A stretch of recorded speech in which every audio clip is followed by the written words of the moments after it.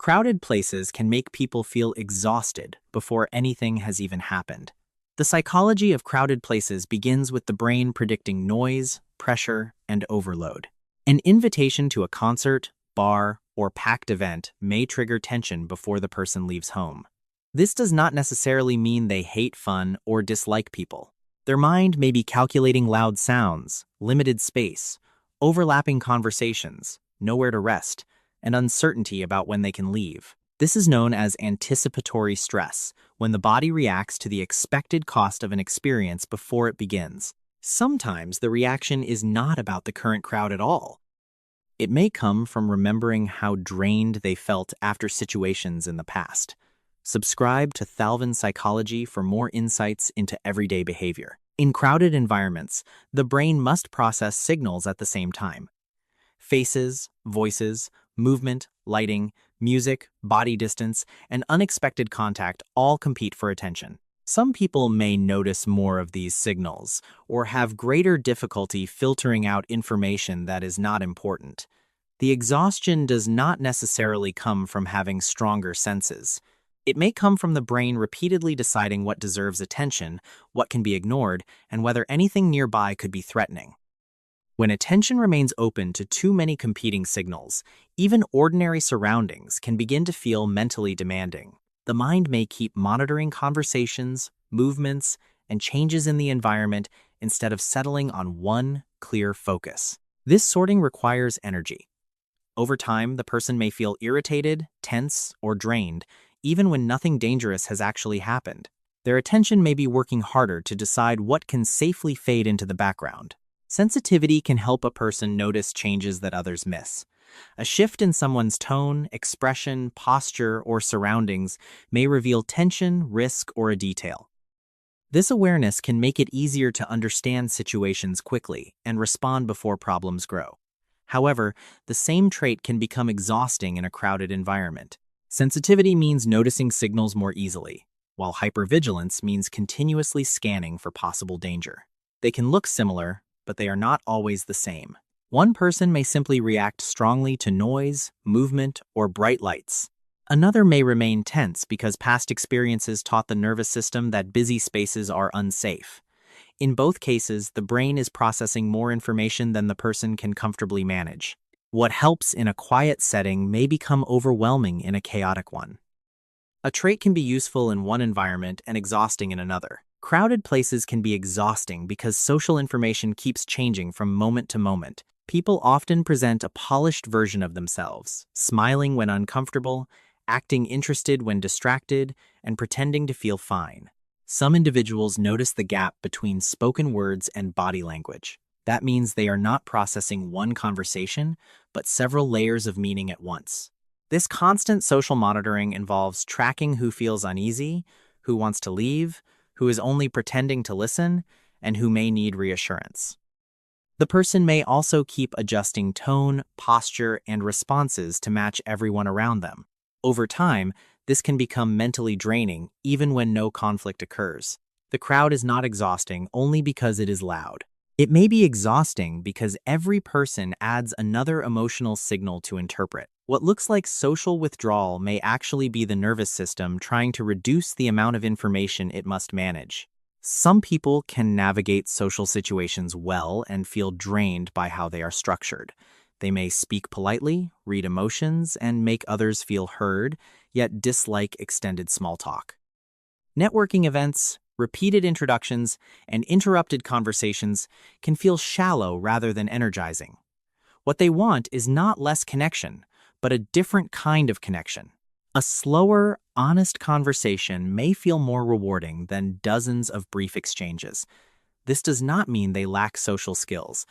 It may simply mean their social appetite is selective. A person can be empathetic and engaging while functioning best in a setting with one or two people. Social ability and social appetite are not the same thing. Preferring depth is not rejection.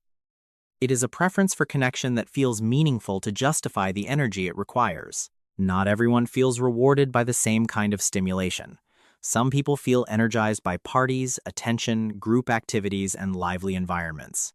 Others feel more satisfied while reading, walking alone, working with deep focus, creating, or thinking in silence. This difference should not be reduced to the claim that extroverts use dopamine while introverts use acetylcholine. The brain's reward system is more complex. Different people may experience reward from different types of stimulation. The important question is not whether someone has enough dopamine. It is which environments help that person feel interested, safe, and fully restored. A crowded event may energize one nervous system and exhaust another. A quiet room may feel empty to one person and rewarding to someone else. Neither response is better.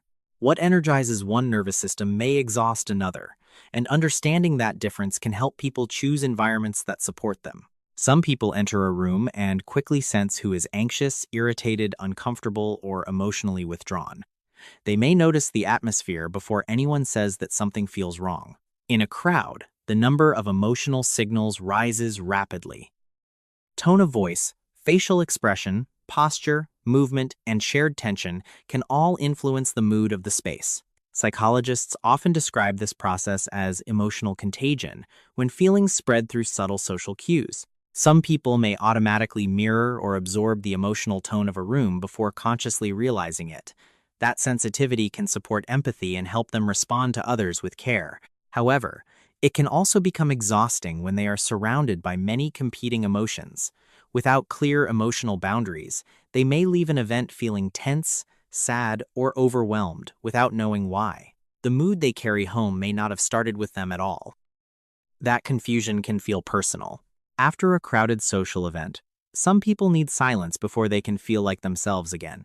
They may sleep, take a walk, ignore messages, sit alone, or return to a familiar activity. This does not necessarily mean they are avoiding people. It may be the nervous system reducing stimulation and returning to balance.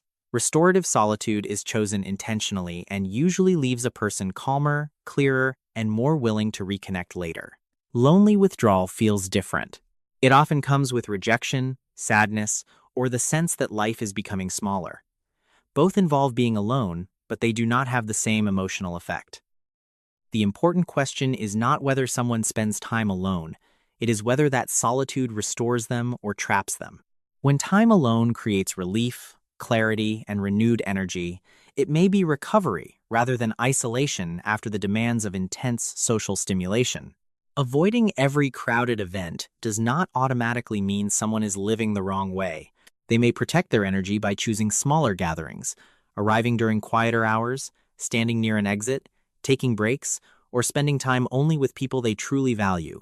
These choices can be healthy boundaries when they preserve comfort without removing freedom. The harder question is whether the person is choosing peace or losing choices because of fear. A boundary says, I can go, but I know what helps me feel safe. Anxiety says, I cannot go, even when I want to. Avoidance may bring immediate relief, but that relief can sometimes teach the brain that escape was necessary. Over time, the world may begin to feel smaller. The goal is not to praise every form of avoidance as psychological wisdom. It is to notice whether the choice protects well-being while keeping life open, flexible, and meaningful. Disliking crowded places does not make someone boring, antisocial, weak, difficult, socially incapable, or broken. Their nervous system may simply need less stimulation, more personal space, deeper connection, longer recovery, and a stronger sense of control. Different nervous systems need different conditions to feel present, connected, and safe. The goal is not to force yourself to enjoy crowds.